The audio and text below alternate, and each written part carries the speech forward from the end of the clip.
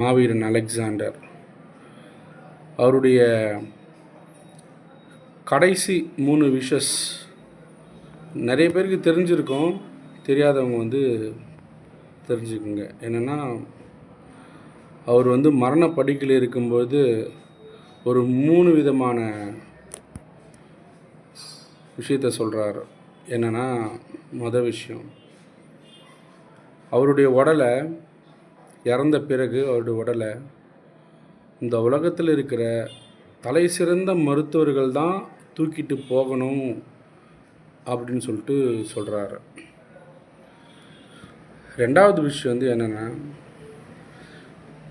அவர் இந்த கல்லறைக்கு போகிற வரைக்குமே வழிநெடுக்க வைரம், வைடூரியம், அவர் என்னெல்லாம் சேர்த்தாரோ அது எல்லாத்தையுமே இறச்சிக்கிட்டே போகணும் அப்படின்னு 2வது விஷயம் வைக்கிறாரு.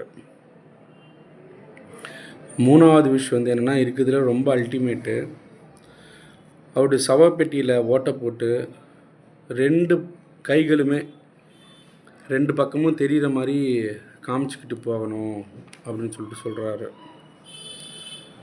ஃபஸ்ட்டு விஷயம் என்னென்னா, உலகத்திலேயே இருக்கிற மிக சிறந்த மருத்துவர்கள் அவருடைய உடலை தூக்கிட்டு போகணும் கல்லறை வரைக்கும் அப்படின்னு சொல்கிறாரு.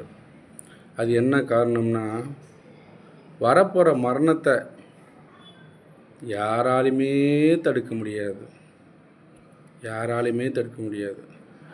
உலகத்தில் மிகச்சிறந்த யார் வேணாலும் மருத்துவராக இருக்கட்டும், உலகில் மிகப்பெரிய மருத்துவர்கள் யாராக வேணா இருக்கட்டும், அவங்களால கூட தடுக்க முடியாது அப்படின்னு சொல்லிட்டு அவர் சொல்கிறாரு.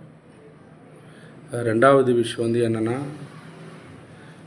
வழிநெடுக்க அவர் சம்பாரித்த பொருட்கள் எல்லாம் போட்டுக்கிட்டு போகணும்னு சொன்னது என்னென்னா, இவ்வளோ சம்பாரித்தான், உலகத்தையே பாதி பிடிச்சிட்டான், ஆனால் இருந்தாலுமே அவனுடைய கல்லறை வரைக்கும் தான் எல்லாம் வந்திருக்கு, அதுக்கு மேலே அவனால் எதுவும் எடுத்துகிட்டு போக முடியாது அப்படின்றத குறிக்கிறதுக்காக தான் அந்த 2வது விஷ்.